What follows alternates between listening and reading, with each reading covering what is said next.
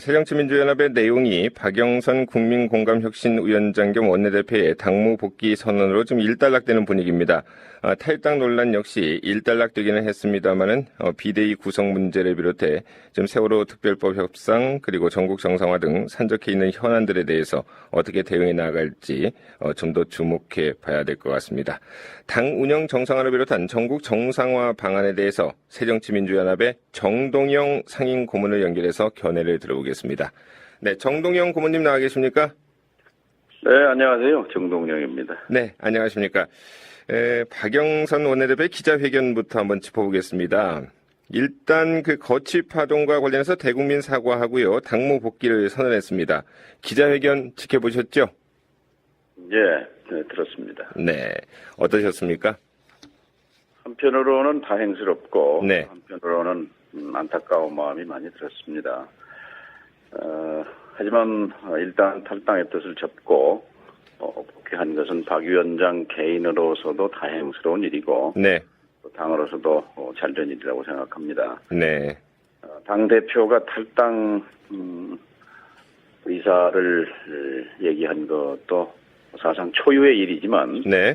만일 탈당을 결행했더라면 본인으로서도 대단히 불행한 일이고 또 당으로서도 국민들에게 신뢰를 완전하게 잃을 뻔했다 이렇게 생각합니다. 네. 박영선 원내대표가 집거하고 있을 때 정동영 고문께서 좀 만나보셨습니까?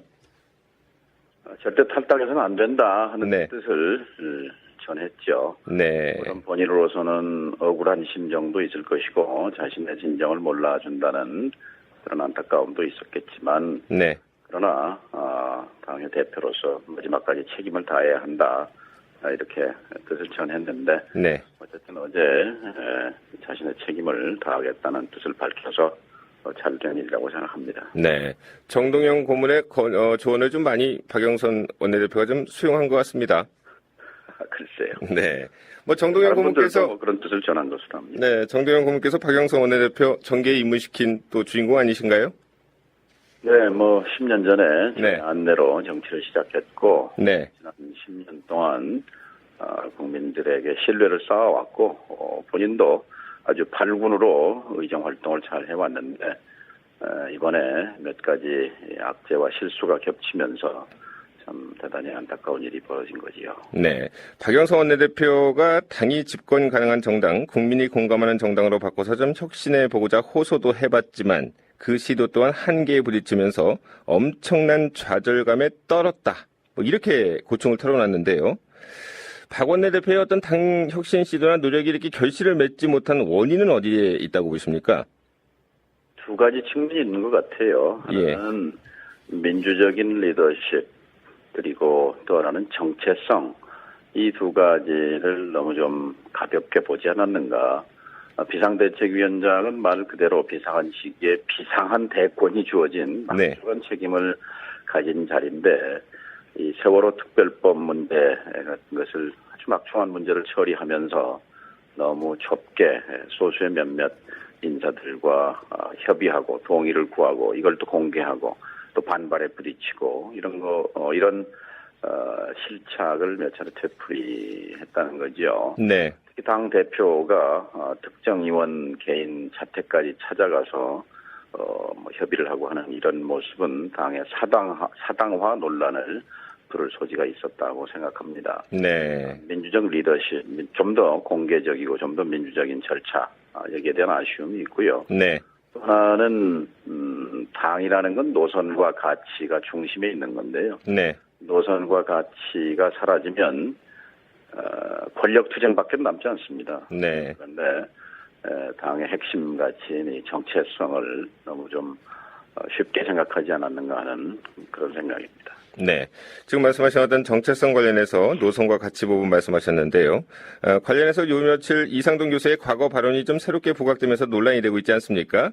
청취자분들을 위해서 그 내용을 좀 잠시 소개를 해드리면 2007년 모 신문의 기고한 칼럼에서 김대중 노무현 대통령의 햇볕 정책에 대해서 이적 행위와 반역죄로 처벌해야 한다 이렇게 주장한 내용이죠.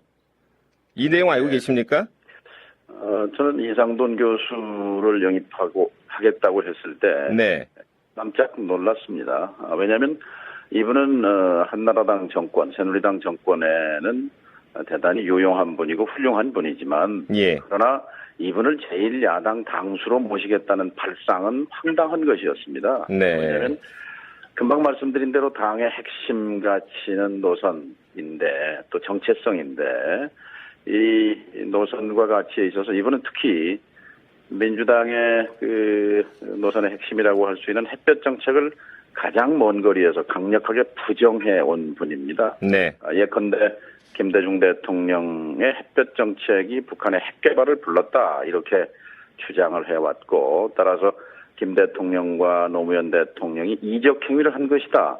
반역죄로 처벌을 해야 한다 하고 하는 거의 극우적인 발언과 시각을 가진 분인데 네. 이런 분에 대한 검증 없이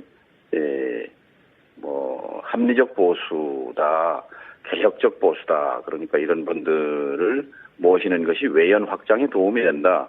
이건 대단히 순진한 발상이었고 네. 또 이분의 정체성에 대해서 제대로 검증해보지 않았다고 생각합니다. 적어도 이분을 당과 함께 하려고 모실 생각이었다면 이 부분에 대해서 그분이 예를 들어서 그런 햇볕 정책을 이적 행위라고 규정한 그런 생각이 바뀌었는지 네. 또 노무현 대통령을 반역죄로 처벌해야 한다고 한 그런 생각과 발언에 대해서 반성과 성찰 또는 사과가 있었는지 뭐 이런 부분을 따져봤어야 된다는 점에서 참 잘못된 판단 착오였다고 생각합니다. 네.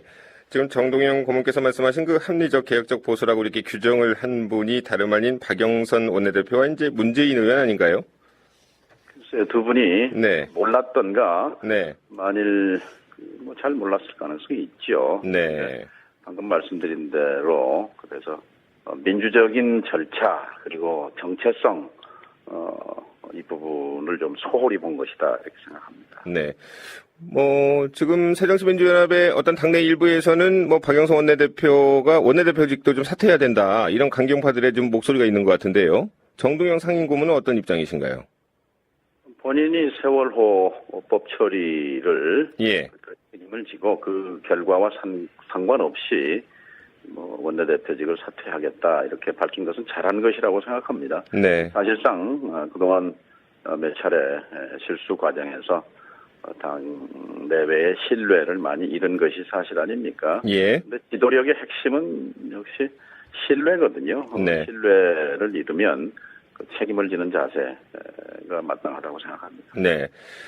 그리고 세월호 참사 관련해서 지금 국민적 수습이라고 하는 뚫고 나가기 어려운 벽 앞에서 싸우면서 그 벽 뒤로 빠르게 사라져가는 증거들을 안타깝게 지켜봐야 했다. 어제 박영선 원내대표가 이런 말을 했는데요. 지금 빠르게 사라져가는 증거들, 인위적인 증거 인멸을 지금 의미한다. 이렇게 볼 수 있을까요? 네, 그렇죠. 세월호와 관련해서 네. 핵심은 무슨 현장에 있는 그 말단 행정기관이나 해경의 대처 이런 부분이 아니라 예.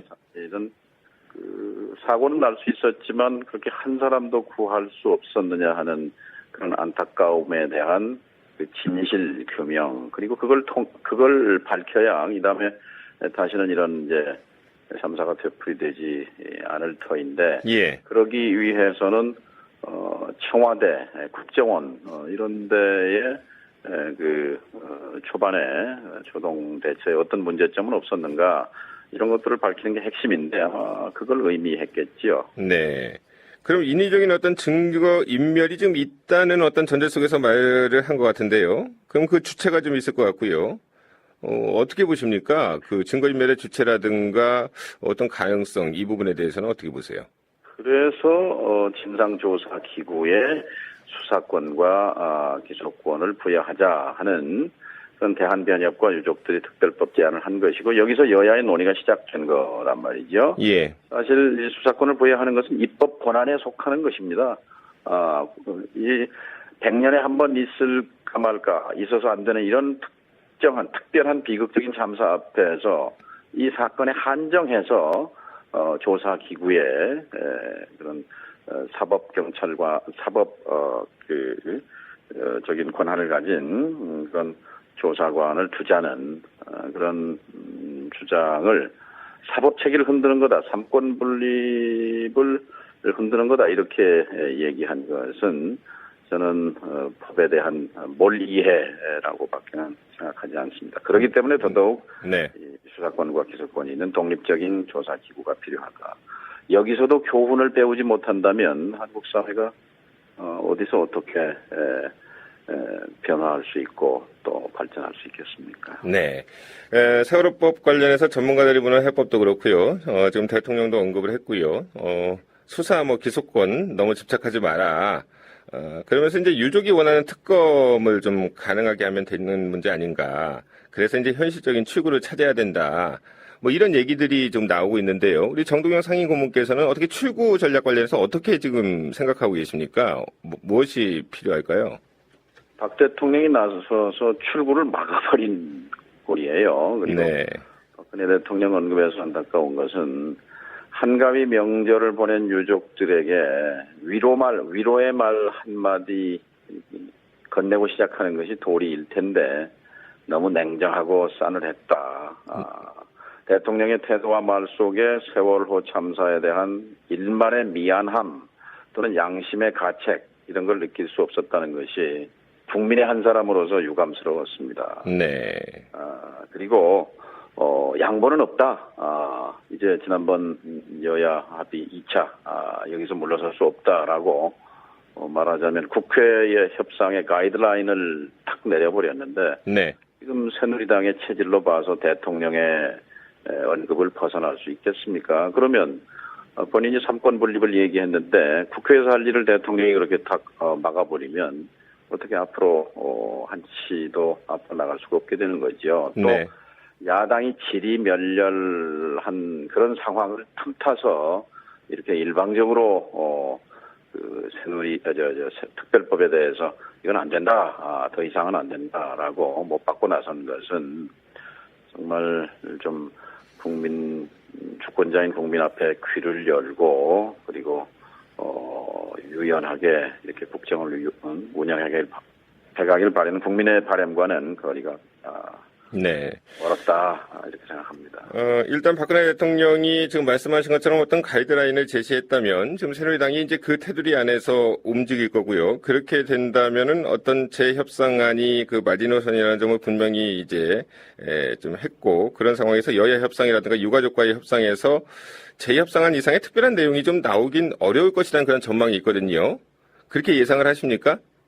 이제 박영선 대표가 복귀해서 이제 무거운 짐을 또 진 거죠. 예. 대한민국이 대통령의 나라냐? 대통령이 이건 안 된다. 이건 이렇게 해라 저렇게 해라 명령하면 지금 짐이 곧 국가다 하는 그런 왕정 시대는 아니죠.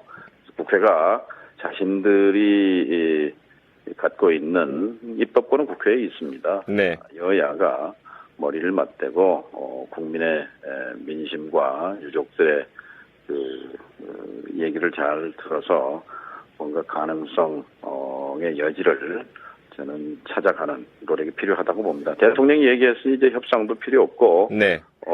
이걸 받아들이려면 받아들이고 그렇지 않으면 끝이다. 이런 태도야말로 과거 박정희 정권이나 전두환 정권 때 익숙하게 봤던 그런 장면들 아닌가요? 네, 알겠습니다. 당내 내용 관련해서 한 가지만 더 여쭤보겠습니다. 지금 박영선 원내대표 이제 향후 비대위원장 지금 선임 쉽지 않을 것으로 지금 예상이 되고 있는데 계파별로 지금 후보군이 좀 언론에 계속 나오고 있는데요. 비대위원장의 그 선임은 어떻게 이루어져야 한다고 보시는지요? 언론에 어느 계파에서 누구를 민다더라. 네. 이런 얘기 믿고 싶지 않습니다만 그런 분이 돼서는 다시 또 문제가 불거질 거라고 봅니다. 예. 그럼 결과적으로 당을 어느 계파가 장악했다라든지 승리했다라든지 이렇게 되면 당이 당으로 비치는 게 아니라 정파, 기껏해야 계파 이렇게 보이지 않겠습니까? 네네. 그래서 이제 오늘 오후에 아마 전에 당 대표를 지낸 분들을 다 모아서 의견을 듣는다고 하는데요. 예. 비극이죠. 지난 10년 동안에 대표나 비대위원장 이런 직책을 지닌 분이 20명이 넘는다고 하니까요. 네.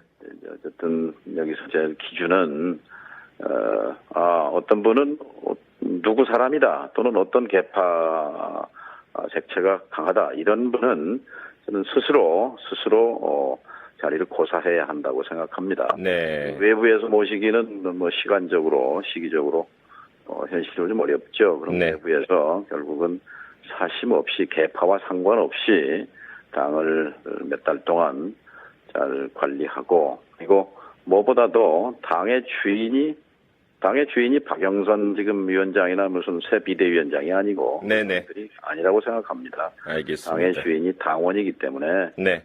주인인 당원을 잘 받드는 당원 주권을 잘 실현할 수 있는 그런 비대위원장이어야 한다고 생각합니다. 네. 정동영 고문께서 참석하시죠? 오늘 저는 지금 광주에 있습니다만 좀 올라가 볼 생각입니다. 네, 알겠습니다. 오늘 말씀 여기까지 듣겠습니다. 감사합니다. 예, 고맙습니다. 네. 지금까지 새정치민주연합의 정동영 상임 고문이었습니다.